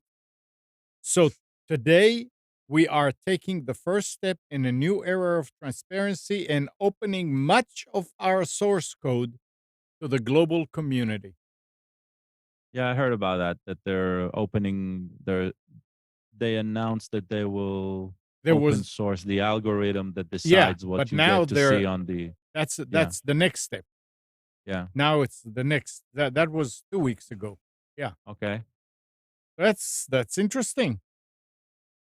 I mean, it is. I read somewhere, I don't know if this is accurate, to say that people were looking at this and it let them realize that this was built in a way that you could allow outside interests in to adjust algorithms without Twitter being involved.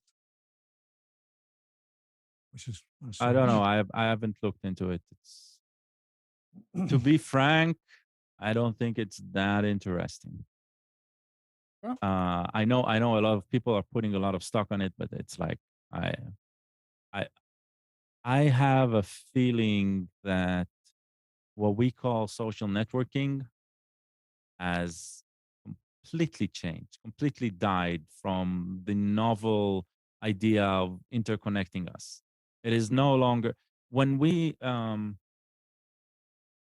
2006 or 2008, that was like a time capsule. I think that won't return, where there was this optimism and notion that we'll have some sort of global networking where everybody are. This is before Facebook was starting to commercialize, when Twitter was just a new idea, and then when everything went into commercial second gear, right? Uh, it just disappeared basically. There are silos of people and how they communicate. It's no longer uh, everybody's in the same place, right? Uh, the amount of these networks have grown, and I don't even think the Twitter will survive, or a Facebook, or it doesn't really matter what, right? Even Reddit or whatever. There is not going to be just one big central uh, uh, platform, and it doesn't matter anymore. You'll just use the platform where where your peers are. Yeah. It's the commercial entities that seem to want this centralized thing where all they need to do is just plug into one place and they can, you know, they can send their message out. But I don't think it's relevant anymore. That's why I think it's far too late for this gesture. It doesn't really mean a lot. We'll see. Yeah. We'll see. He promised that, and he's delivering. Yeah, he did. Yeah. He did, but it's like, yeah, so what? Yeah. All right. Who's using Google Drive? I We're have using it. it for work. Well, Google Drive is enforcing a new file limit for the total number of files you can store on their account. Some Google Drive users have recently noticed a message on their account which says that the account has reached its creation limit and won't accept any new files until existing ones are deleted.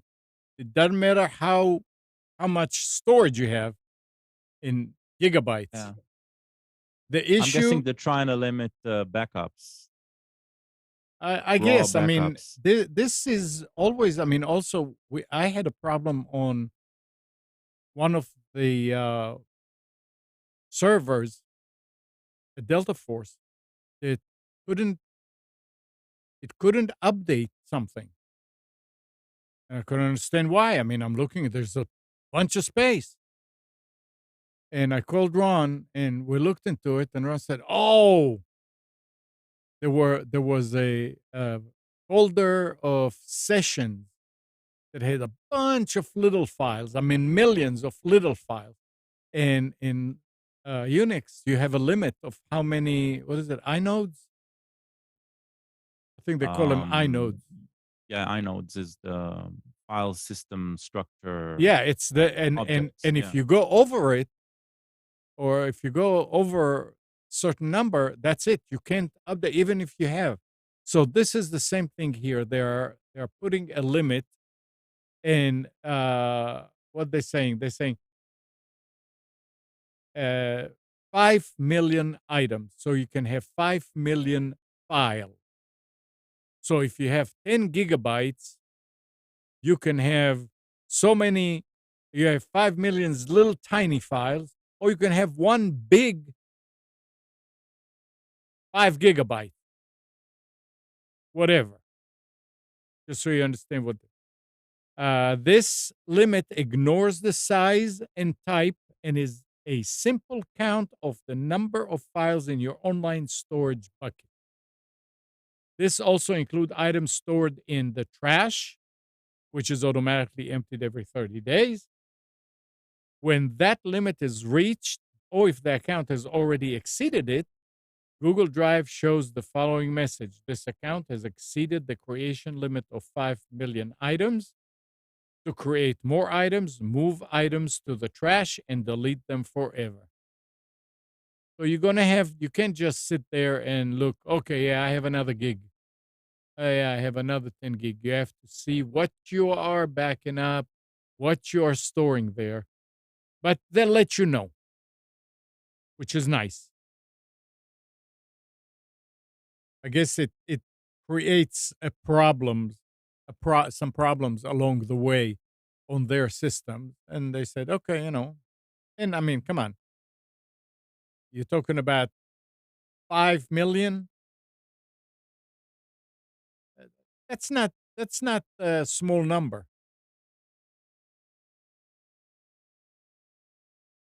Um,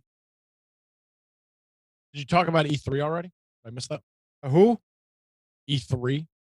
Not yet. You want to talk about it? Yeah, Kay, did you hear about E3? No, what happened with E3? Canceled pretty much forever. Yeah. What? Yeah, Why? explain, Yeah, explain, Nick. Explain what the E3 for the audience. Um, E3's been an event for I don't know, maybe the last 20 some odd years, maybe a little bit longer. Yeah, probably long, maybe 25 years. It's the big gaming convention that takes place and has taken place in Los Angeles and Vegas for all these years. Over the last 5 or 6 years, maybe even up to 10 years, you've now not 10 years, the last 5 or 6 years, you've had big companies and everybody was there. Microsoft, Sony, Ubisoft, EA, all the big names in video gaming, Nintendo. And over the last couple of years, prior to COVID, most of this, these big companies started pulling out. Nintendo hasn't been part of E3 in years. Sony pulled out, Microsoft pulled out, and Ubisoft announced this week that they were also pulling out. And with that, there's pretty much no vendors left. So shut down. That's Dang. that's pretty Yeah. much it. I wonder why And they pulled why out. are they pulling out? From my personal opinion, that none of them will say why. These things are a huge waste of money, and there's just they. I don't think that they They can justify probably it don't see the anymore. return. Well, there never was a huge return on it, but in terms of you if you let's say you're Microsoft, you're doing a keynote address there, so you're renting a theater to do a keynote. Then you have to have a booth on the floor. You have to pay all of your employees. You're talking about millions of dollars to attend an event like this every year. And at a certain point, it just doesn't make sense to do that. So all the companies just do their own thing. Yeah, I was Nintendo just has their about to thing called say. Direct. I know that some of the so with E3 the biggest advantage as a consumer was that that's where the companies would go and announce their newest games, newest features. Like it was all about cool things coming next year, what they're working on. And I know that a lot of the companies are doing it themselves. Like I know Blizzard has their own BlizzCon, and Nintendo has their own announcements. And I think it makes sense that E3 is shut down or is closed because a lot of these companies are doing live virtual announcements and events. And I've watched Nintendo. I think Nintendo has like a quarterly one where they come out like these are the new games that are coming out in the next 4 months or whatever. Yep. So there really is no need for E3. I'm sad that E3 is closed.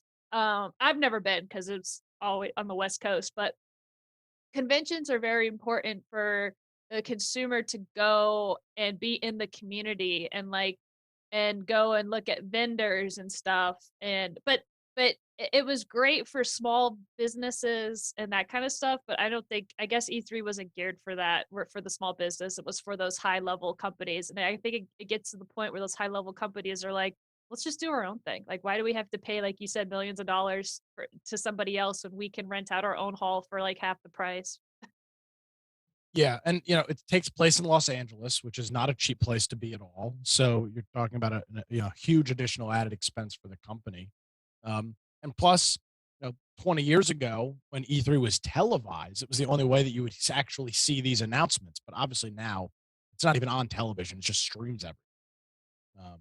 So it's unfortunate, but these things have been, and it's not just E3. These general conventions have been kind of on the ropes for the last decade or so.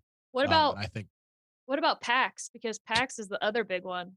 yeah, PAX is still taking place, but you have to be vaccinated and wear a mask the entire time you're there, which is the stupidest thing I've ever heard. Still, so I think they're on their way out as well. I mean, nobody's going to these things, so Yeah. I went to 3 PAXs in a row: East 2017, and then West 2018 and 2019. And while we had a good time, um, they've totally alienated people with their ridiculous stuff. So I wonder too if the prices have gotten ridiculous, because yeah, it's I'll expensive. I go to local cons here or local events, and it costs like 35 to 40 bucks a day to get Hmm. in, and that's a lot of money. Yeah. But I go because I get to like I went to GalaxyCon here in Raleigh last year, and Brendan Fraser was here, and like William Shatner, and it was really cool. So I felt like I got a lot of bang for my buck, kind of thing. But I saw recently somebody was talking about was it New York Comic Con? I don't know. So it was some kind of convention event that was happening in New York City, and to get in is $400. Like you are Woo!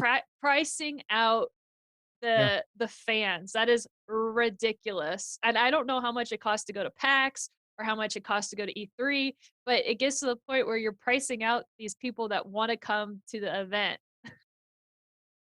Yeah. So PAX, I will full disclaimer, we never paid for tickets for PAX Yeah, because but we it always still got press. costs you.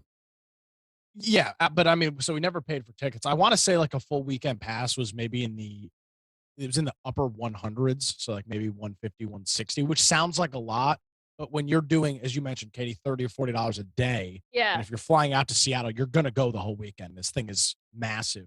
It's that really not that bad. yeah, that usually the average price is under $200 for a 3-day weekend or a 4-day Yeah. weekend. So that's fine. It's when it's like when it costs 100 to $150 a day to go, that's ridiculous. Yeah, it's Hmm. unfortunate, but these conventions just they're the draw is of course the vendors. Now, we've seen a lot of cool indie games at these events, but um it just is becoming it makes less and less sense for people to fly out to a physical location and put something like this together, especially when a lot of video game development is taking place overseas. So not only there's a lot of indie studios in Germany and other parts of Europe. Um, that's I mean that's a huge expense for an indie studio. Even from Canada, you have to go through the process of having um, passports for all of your people. I mean, it's just there's a lot that goes into it. Um, Plus, again, they have still some ridiculous policies in regards to what they do. So, yeah, I suspect E3 will never come back. Yeah. Well, I, something else that's kind of like on the way to fizzle, but it's fizzling. Groupon. A mm, dozen years ago, Groupon shot to fame, popularizing the online group buying format, confidentially rejecting a $6 billion acquisition offer from Google and instead going public with a $17.8 billion market cap.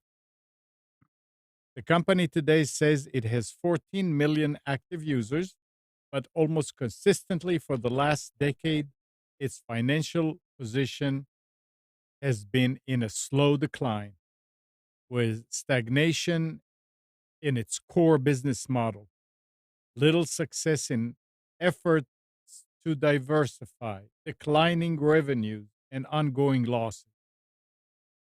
Last week, uh, comes the latest chapter in the story. The Chicago based company, which today has a market cap of just 103 million, a drop of 99.4% from its public market debut, appointed the new president out of the Czech Republic, and I mean, the rest is just politics stuff. But it's Groupon. here's that news does not surprise me in the least because their company model is based upon, well, if you go as a group, you get a discount to whatever business, right? Right. Well, other businesses can do that. Like the business itself. Like you don't have to go through Groupon. Sure. Like so they're using Groupon as an advertising thing.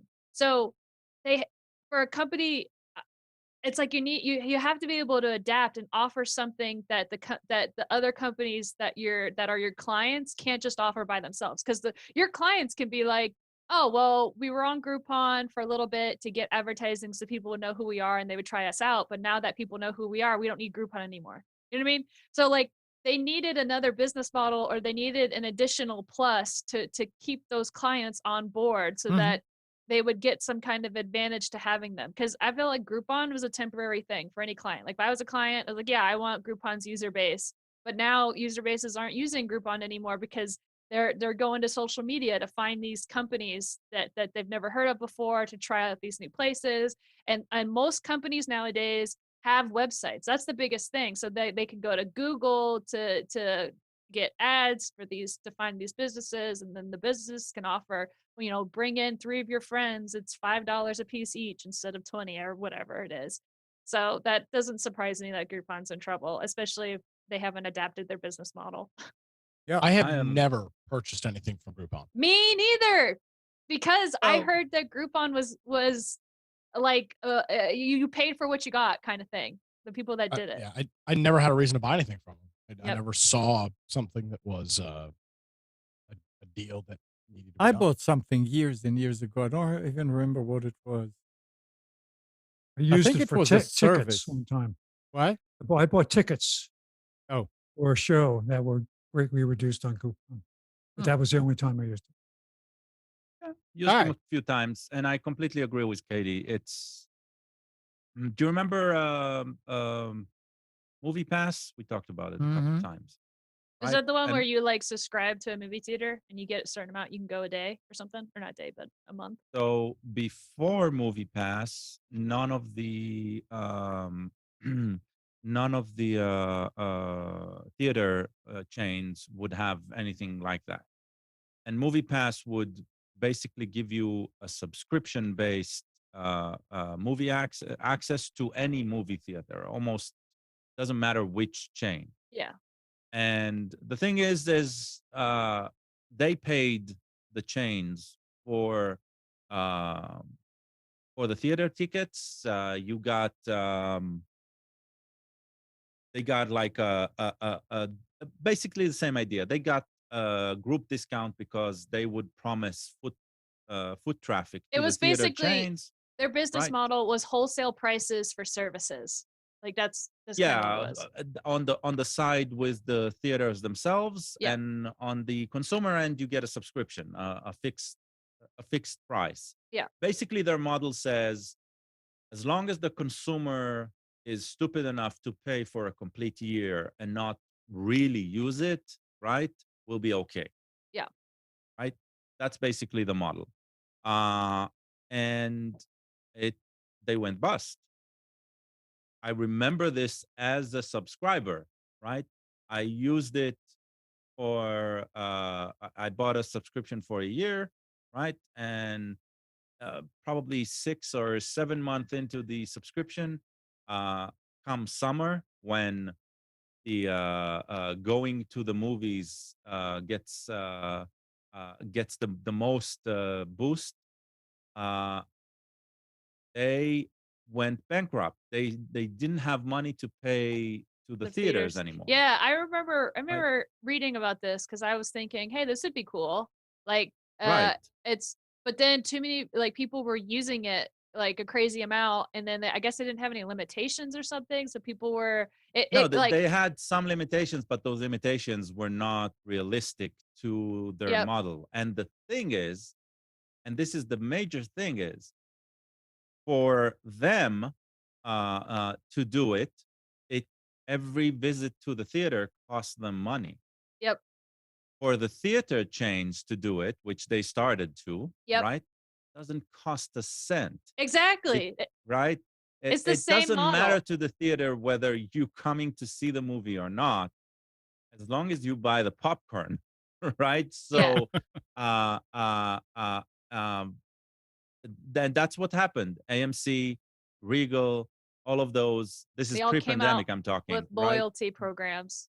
Yeah, they just started doing that, different levels of that, and suddenly, right?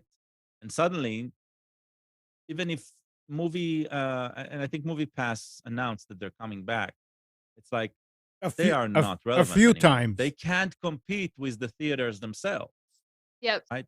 Not really. So And Yeah, like, it's the same concept, I think. The same anybody exact that concept. is a business owner out there and you're trying to come up with an idea for business, whatever, if your client could do the same thing that you're doing, you're not going to last.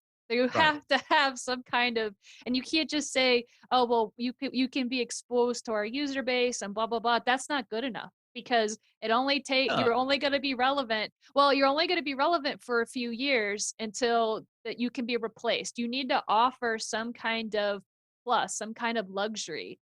Right. But look at Costco, right? Selling wholesale, right? They're selling brands along their brand, but they're selling also brand names cheaper than those brands are being sold anywhere else. Yeah. I'm Right. not But talking. why do they succeed? Because they do have a captive audience. They have an audience that they are promising that will come through and see the product on our Yeah, shelves, right? that's different than what I'm talking about. A business to business, as in like logistically offering a service. Like Groupon is offering their service is to a client. Hey, we can bring you more foot traffic to your business by Right. doing this, and then the They're an company goes, advertisement yeah, and then the company outfit, goes, yeah, basically. yeah, exactly. When you start talking about stores and doing wholesale and selling stuff, that's a different beast. Like Costco, like I totally agree. But and the same with the movie thing. If like, hey, we're going to businesses, the movie theater. We could sell we could do a loyalty program for you, blah blah blah. And Right. then the movie theater's like, wait, why don't we do our own loyalty program? You know what I mean? Like, Yeah. Yeah. Yeah. All right.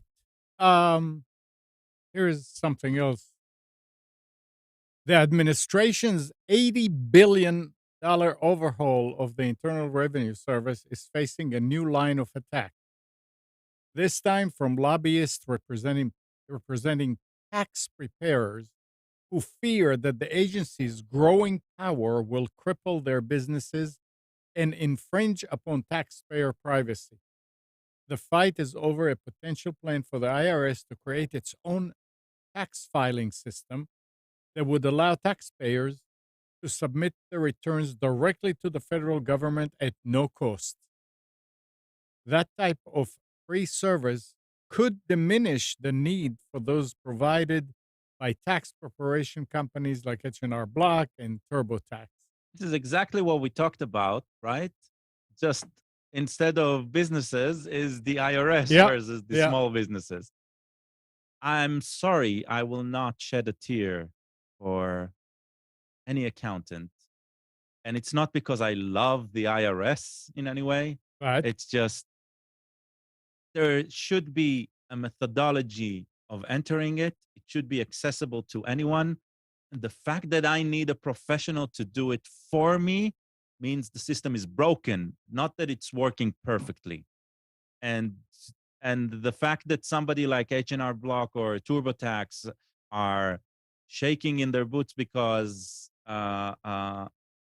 they might become obsolete, I say, yeah, they need to become obsolete. I'm sorry.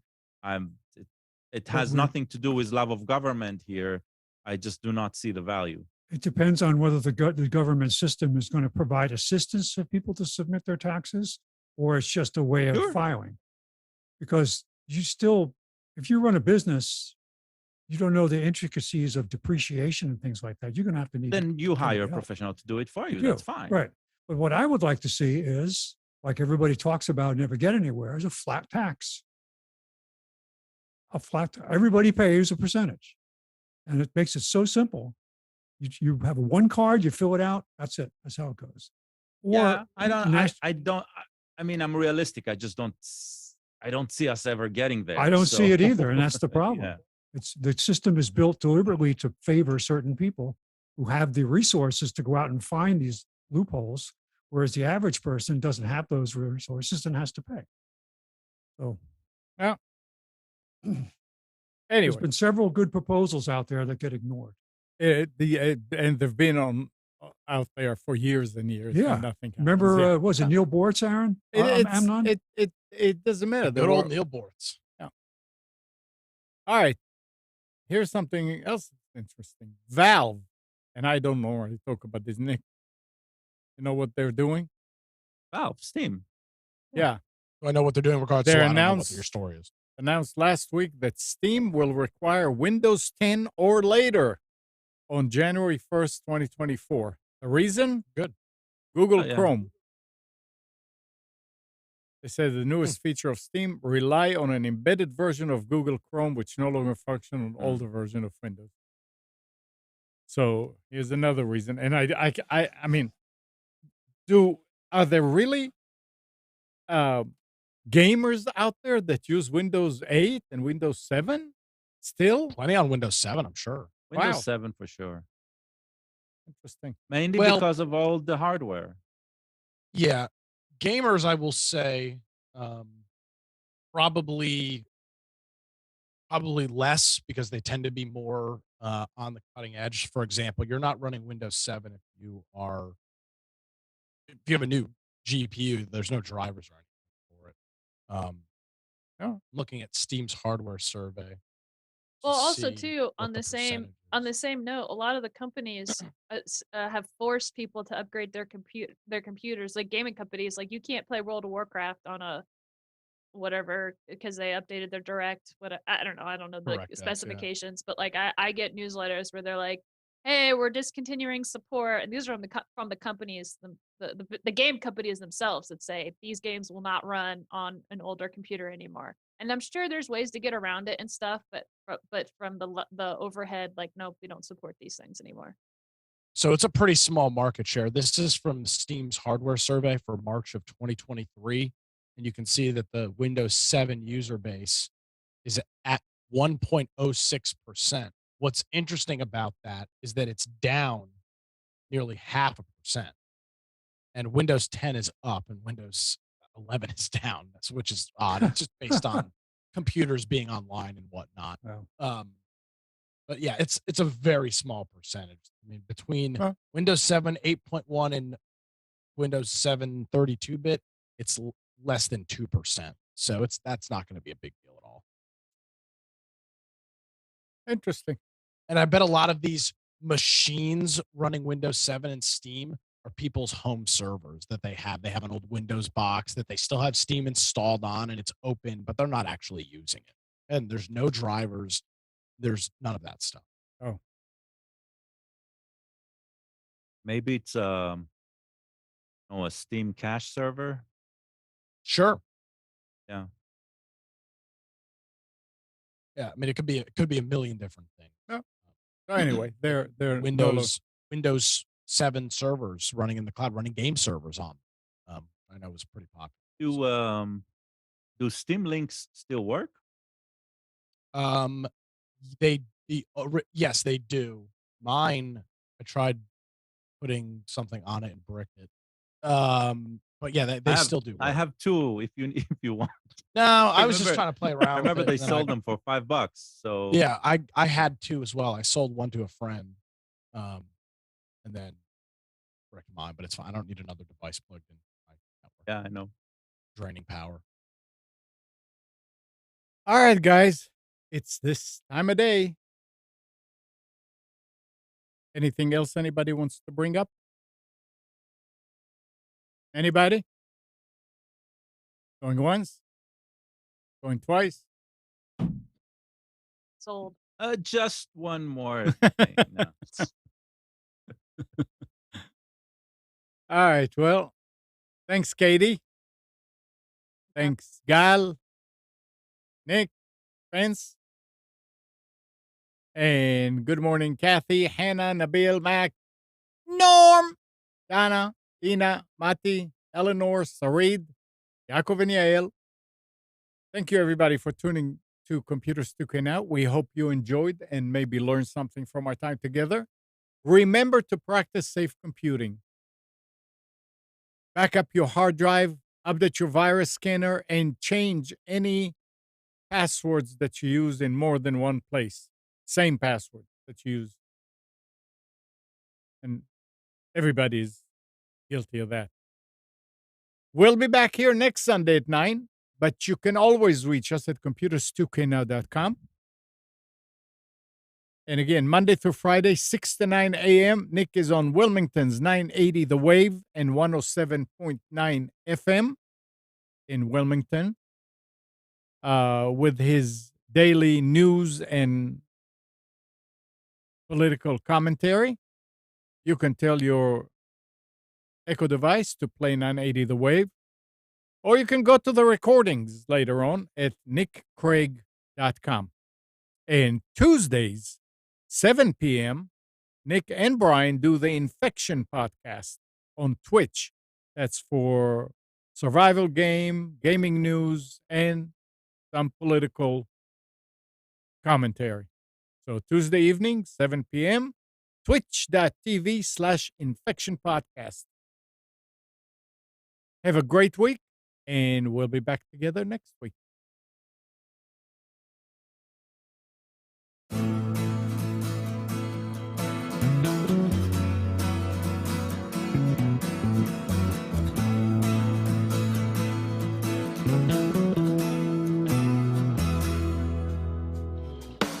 You are tuned to the Nissan Communications Network. If you tuned in too late, you can always watch each program in its entirety or download an MP3 audio file of it in the archives section at nissancommunications.com. Don't forget to subscribe to our YouTube channel, follow us on Twitter, and like us on Facebook. Sponsored by StreamingGear.com, Carolina Apparel, and DeltaForce.net.